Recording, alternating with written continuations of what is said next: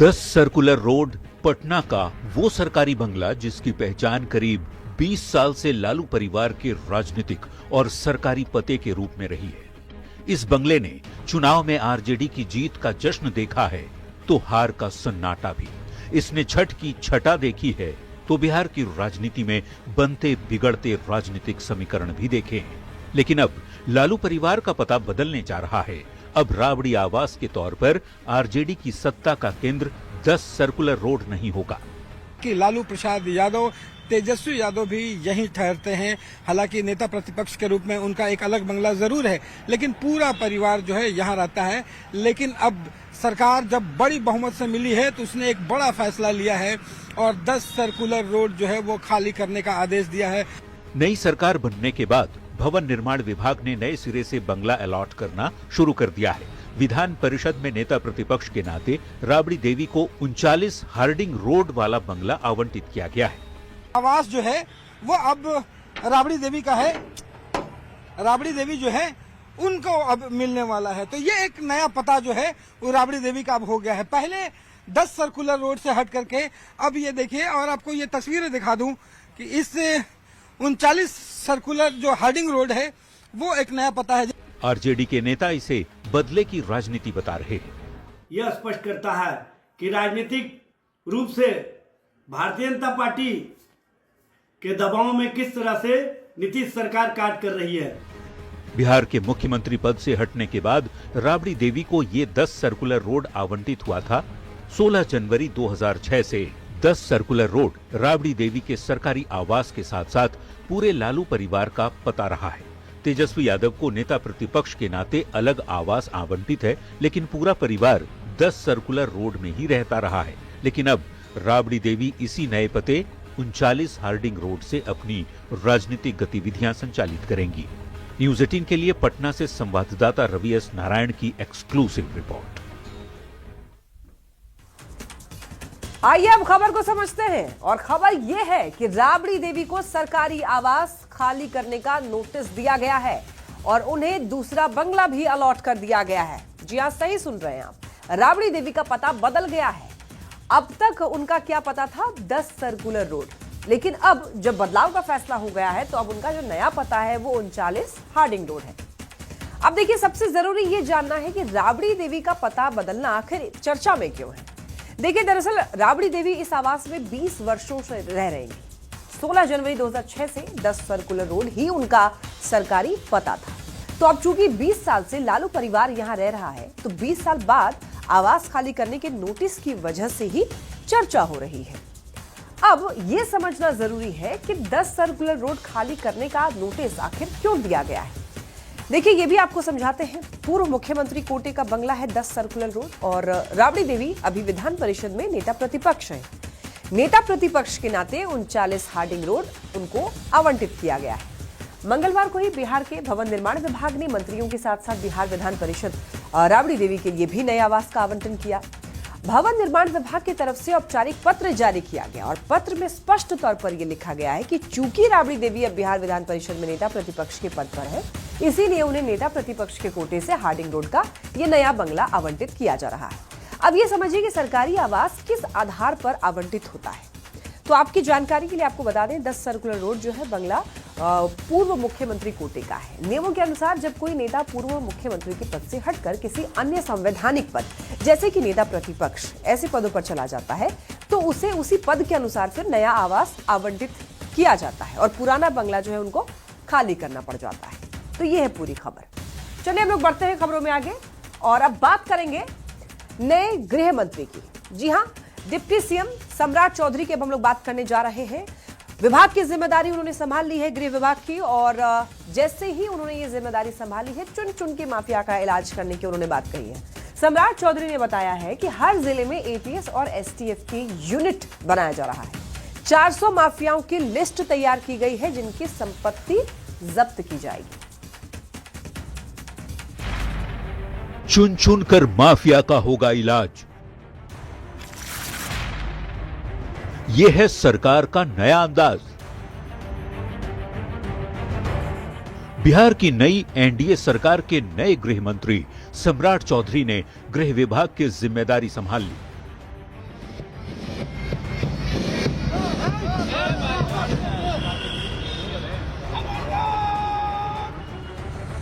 जिम्मेदारी संभालते ही सम्राट चौधरी ने ये साफ कर दिया कि लॉ एंड ऑर्डर को और भी ज्यादा ठीक किया जाएगा। माफिया कोई भी हो उस पर कार्रवाई की जाएगी। मैं बार बार कहता हूं कि ऑर्गेनाइज क्राइम नहीं होने दूंगा। किसी भी हालत में ऑर्गेनाइज क्राइम करने वाले के खिलाफ बिहार की पुलिस सख्ती के साथ कार्रवाई करेगी। सम्राट चौधरी ने साफ शब्दों में बताया कि बालू माफिया हो, शराब माफिया हो, जमीन माफिया हो, सभी का चुन चुन कर इलाज किया जाएगा। संपत्ति जब्ती के लिए 400 लोगों को चिन्हित किया जा चुका है, जिसमें से 2 के लिए कोर्ट से अनुमति भी मिल गई है। वैसे लगभग 400 लोगों को आइडेंटिफाई किया है। सरकार ने न्यायालय में इसके लिए आवेदन दिया है।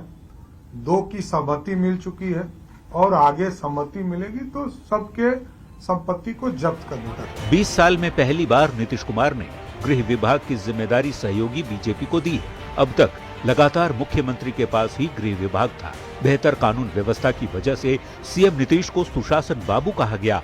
अब जबकि सम्राट चौधरी को गृह मंत्री बनाया गया है, ऐसे में उनके ऊपर कानून व्यवस्था को और ज्यादा बेहतर करने की चुनौती होगी।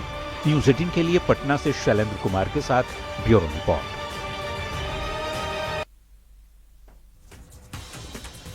देखिए, मंगलवार को डिप्टी सीएम सम्राट चौधरी ने बिहार के गृह मंत्री का पदभार संभाल लिया है और गृह मंत्री के रूप में पदभार संभालने के बाद सम्राट चौधरी ने सीधा संदेश दिया है और संदेश ये है कि अपराधियों के लिए बिहार में जगह नहीं है।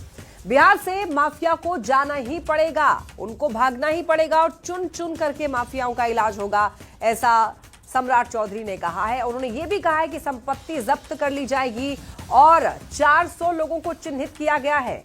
कोर्ट के आदेश पर संपत्ति जब्त होगी। और ऐसे में आइए ये समझिए कि कानून व्यवस्था के लिए क्या क्या आखिर होने वाला है, यानी कि क्या रणनीतियां बनाई जा रही हैं। तो आपको बताते चले कि हर जिले में एटीएस और एसटीएफ की यूनिट होगी और यही नहीं, साइबर क्राइम को रोकने के लिए हर जिले में यूनिट तैयार की जा रही है। एंटी रोमियो स्क्वाड भी बनाया जाएगा और इसके साथ साथ जेल को पूरी तरीके से निगरानी में रखा जाएगा। और यही नहीं, सोशल मीडिया पर गाली देने वालों पर भी कार्रवाई होगी। और आपको बता दें, सम्राट चौधरी को बहुत बड़ी जिम्मेदारी मिली है। पहली बार बीजेपी के पास ये गृह विभाग है और पहली बार बीजेपी का कोई नेता जो है गृह मंत्री बना है। पहली बार नीतीश कुमार ने गृह विभाग छोड़ा है और सम्राट चौधरी जो है वो खुद को साबित करने के लिए पूरी कोशिश करेंगे, पूरी जोर लगा देंगे। तो कानून व्यवस्था को और ज्यादा बेहतर करने की दिशा में काम करने की वो कोशिश करेंगे। और इतना ही नहीं, कानून व्यवस्था जो है वो बेहतर होगी तो उद्योगपतियों का विश्वास बढ़ेगा। राज्य में बिहार में बड़े बड़े उद्योग लग पाएंगे और उद्योग लगने से रोजगार का सृजन भी होगा। और इससे क्या होगा, बिहार में रोजगार मिलने से पलायन रुकेगा, यहाँ के जो लोग हैं वो यही रहेंगे। और इससे क्या कुछ फायदा होगा उसके बारे में अगर आपको बताएं तो ऐसा अगर हो गया तो देखिए क्या फायदा होने वाला है। बीजेपी बहुत ज्यादा मजबूत हो जाएगी, क्योंकि अगर सम्राट चौधरी बतौर गृह मंत्री अगर ये सारे काम करने में सक्षम होते हैं, सभी काम बहुत अच्छे तरीके से होने लगेगा तो बीजेपी को लोग बहुत ज्यादा पसंद करेंगे और बीजेपी मजबूत होती चली जाएगी। ऐसा हुआ तो सम्राट चौधरी का कद भी बहुत बढ़ जाएगा। हम लोग इसकी बात बार बार कर रहे हैं कि अगर ये बदलाव जो सम्राट चौधरी सोच रहे हैं बतौर गृह मंत्री तो काफी कुछ अच्छा राज्य के लिए होगा। चलिए बढ़ते हैं खबरों में आगे। बिहार में देखिए, नई सरकार की पहली कैबिनेट बैठक में कई बड़े फैसले लिए गए। नीतीश सरकार अगले 5 साल में 1 करोड़ युवाओं को नौकरी और रोजगार देने के लक्ष्य को पूरा करने के लिए उद्योगों का जाल बिछाएगी। बिहार पूर्वी भारत में निवेश का हब बन जाएगा और इसके लिए एक उच्च स्तरीय समिति भी गठित कर दी गई है। बंद पड़ी हुई चीनी मिलों को शुरू करने के साथ ही नई चीनी मिल भी शुरू की जाएगी।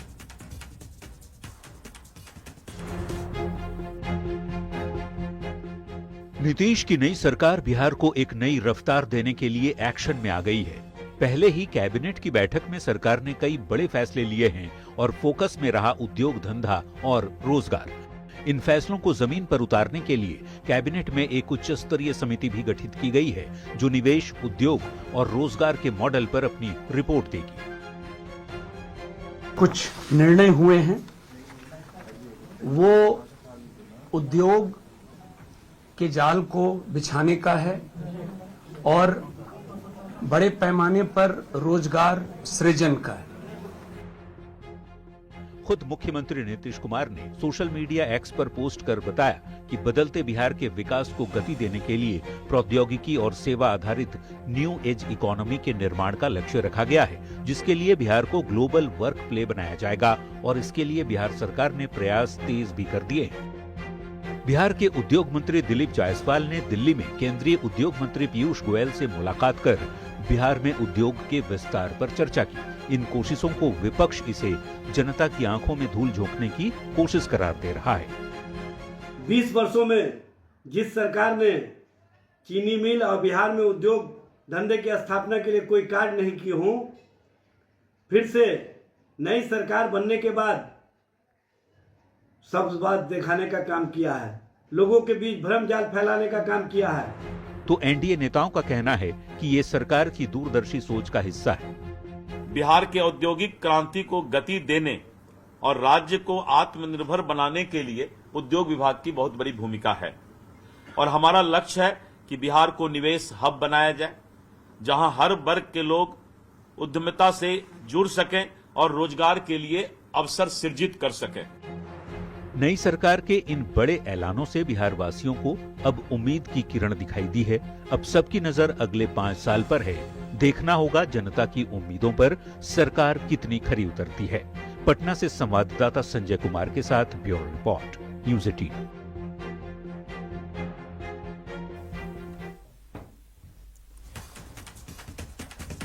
तो देखिए, बिहार में एक बार फिर से नीतीश की सरकार है, सरकार बन चुकी है और इसके बाद पहली कैबिनेट की बैठक भी हो चुकी है और फैसले भी उसमें लिए जा चुके हैं, कई बड़े फैसले, जिसमें से नौकरी और रोजगार को लेकर के बड़े फैसले लिए गए हैं, जैसे कि 5 साल में 1 करोड़ नौकरी और रोजगार का लक्ष्य रखा गया है। इसे पूरा करने की कोशिश नीतीश सरकार करेगी। बिहार में उद्योगों का जाल बिछाने का लक्ष्य जो है वो तय किया गया है, ये भी पूरा करने की कोशिश नीतीश सरकार करेगी इन 5 सालों में। और बिहार में न्यू एज इकोनॉमी के निर्माण का भी लक्ष्य है। बिहार को एक वैश्विक बैक एंड हब बनाएंगे।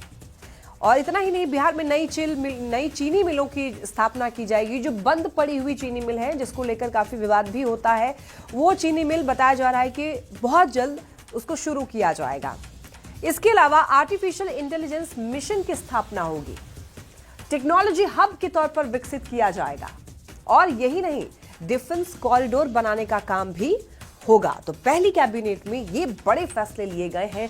अगर ये जो फैसले लिए गए हैं इस पर काम हुआ तो वाकई विकास, जो बिहार है उसके विकास में रफ्तार आएगी। चलिए बढ़ते हैं खबरों में आगे। कई सदियों के बाद आज हर सनातनी का सपना पूरा हुआ। अयोध्या में प्रभु श्री राम के मंदिर के शिखर पर धर्म ध्वजा लहराई गई। 7,000 से ज्यादा मेहमानों की मौजूदगी ने पीएम मोदी ने ध्वजारोहण किया और इस मौके पर उनके साथ संघ प्रमुख मोहन भागवत मौजूद रहे और इस ऐतिहासिक पल में राम मंदिर परिसर जय श्री राम के नारों से गूंज उठा।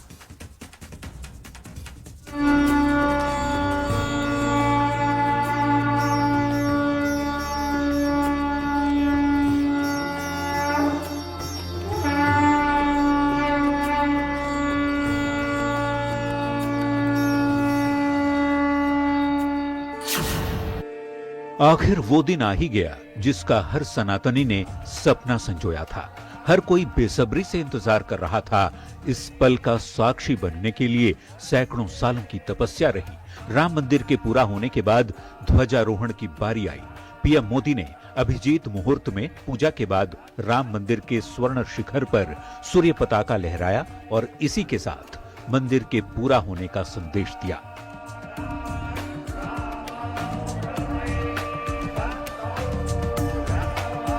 ये धर्म ध्वजा केवल एक ध्वजा नहीं, ये भारतीय सभ्यता के पुनर्जागरण का ध्वज है। हर राम भक्त के लिए ये ऐतिहासिक पल रहा। जैसे जैसे धर्म ध्वजा को ध्वज दंड तक ले जाया जा रहा था, पीएम मोदी ध्वज को एकटक देखते जा रहे थे। ध्वज के फहराते ही पीएम मोदी ने आसमान की ओर देखा और दोनों हाथ जोड़कर सिर झुकाया और इस तरह हर सनातनी का सपना साकार हो गया। Bureau report, news 18 Ayodhya. तो आइए अब हम लोग सबसे पहले धर्म ध्वजा को समझते हैं, समझना जरूरी भी है। देखिए, धर्म ध्वजा जो है वो मंदिर के शिखर पर फहराया जाता है, जैसे कि आप देख सकते हैं तस्वीरों में भी, और जिसका सनातन धर्म में बहुत ही खास महत्व है। देव दर्शन का पुण्य फल दिलाती है धर्म ध्वजा। और अयोध्या में धर्म ध्वजा फहराने का कितना महत्व है, आइए वो भी समझते हैं। लेकिन उससे पहले आपके लिए जानना यह जरूरी है कि सनातन परंपरा में अलग अलग देवताओं के लिए अलग अलग धर्म ध्वजा है। तो भगवान गणेश के लिए अगर हम लोग बात करें तो भगवान गणेश के लिए जो धर्म ध्वजा है उसका रंग सफेद होता है, और उस धर्म ध्वजा पर गणेश जी के वाहन मूषक का चिन्ह बना होता है। इसके बाद भगवान शिव की अगर हम लोग बात करें तो भगवान शिव के लिए शिव के मंदिर के धर्म ध्वजा का रंग भी सफेद ही होता है, और उस पर शिव जी की सवारी बैल की तस्वीर भी मौजूद रहती है। हनुमान जी की बात करते हैं। हनुमान जी के मंदिर के धर्म ध्वजा के बारे में अगर आपको बताएं तो ज्यादातर लोग इसके बारे में शायद जानते भी हों, लेकिन केसरिया जो ध्वज है, केसरिया रंग का ध्वज जिसमें गदा लिए हुए हनुमान जी की तस्वीर होती है, आपने कई बार इसको देखा भी होगा। वहीं भगवान जगन्नाथ के मंदिर पर आपने देखा होगा अर्धचंद्र ध्वजा फहराई जाती है। शायद आपने कभी नोटिस नहीं किया होगा, अब जब आप देखें तो नोटिस जरूर कीजिएगा। जगन्नाथ के मंदिर पर, भगवान जगन्नाथ के मंदिर पर अर्धचंद्र ध्वजा फहराई जाती है। अब आइए अयोध्या के बारे में बात करते हैं। अयोध्या में राम मंदिर के धर्म ध्वजा के बारे में जानते हैं तो ये समकोण त्रिभुजाकार है। इस पर सूर्य का तेज, ओम का चिन्ह और कोविदार वृक्ष अंकित है। इसे भी आप नोटिस जरूर कीजिएगा। जिसकी लंबाई 20 फीट है और ऊंचाई इसकी 10 फीट है। वहीं ध्वज स्तंभ जो है वो 42 फीट की है। राम मंदिर का शिखर जो है वो 161 फीट की है। और इसके महत्व को जानने के पहले कुछ और जानकारी आप समझ लीजिए। पैराशूट नायलॉन कपड़े से ये जो धर्म ध्वजा है उसको बनाया गया है। 60 किलोमीटर प्रति घंटे की तेज हवा से भी इस ध्वजा को नुकसान नहीं होगा, और डबल कोटेड सिंथेटिक लेयर से इसे बनाया गया है ताकि तापमान में अगर बदलाव हो तो उसका असर भी काफी कम होगा। ध्वज स्तंभ की बात करें तो ध्वज स्तंभ 360 डिग्री घूमने वाले चेंबर पर रखा है, जिससे हवा का रुख बदलने पर आसानी से वो घूम जाएगा। और आपको बताते चलें कि ये जो इसकी खूबियां हैं वो काफी ज्यादा लोग पसंद कर रहे हैं कि इससे तापमान से भी नुकसान नहीं होगा, तेज हवा से भी नुकसान नहीं होगा। पीएम मोदी ने देखिए धर्म ध्वजा का अर्थ बताया है, तो आइए उसको भी समझते हैं। ये ध्वज संकल्प है राम मंदिर निर्माण का दृढ़ निश्चय पूरा होने का। ये ध्वज सफलता है संघर्षों के बाद मिली विजय का। ये धर्म ध्वजा संघर्ष से सृजन की गाथा है, जो 500 साल के बाद, सदियों की प्रतीक्षा के बाद सपना साकार हुआ है। संतों की साधना, समाज की सहभागिता की वजह से सामूहिक प्रयास का प्रतीक माना जा रहा है ये धर्म ध्वजा। और ये धर्म ध्वजा प्रभु राम के आदर्शों का उद्घोष करता है। धर्म, सत्य और मर्यादा का संदेश भी देता है। सत्यमेव जयते का वाहन करता है ये धर्म ध्वजा, जो सत्य की विजय का उद्घोष है। सत्य एक पद यानी ब्रह्म का स्वरूप सत्य में प्रतिष्ठित है ये धर्म ध्वजा। प्राण जाए पर वचन न जाए, यानी ये धर्म ध्वजा वचन पालन की प्रेरणा है। कर्म प्रधान विश्व रचि राखा, मतलब ये कि कर्तव्य और कर्म की प्रधानता का प्रतीक है ये ध्वजा। भेदभाव, परेशानी से मुक्ति की कामना, समाज में शांति और सुख का प्रतीक, नहीं दरिद्र को दुखी न दीना, गरीबी और दुख से मुक्त समाज का संकल्प, दूर से रामलला की जन्मभूमि के दर्शन, और मंदिर ना आने वाले, जो मंदिर नहीं आ पा रहे हैं, मंदिर ना आ पाने वालों को भी पुण्य का अवसर है ये ध्वजा। चलिए इसी के साथ आज के लिए इस बुलेटिन में फिलहाल के लिए इतना ही। तमाम खबरों के लिए आप देखते रहिए न्यूज़ 18 बिहार झारखंड।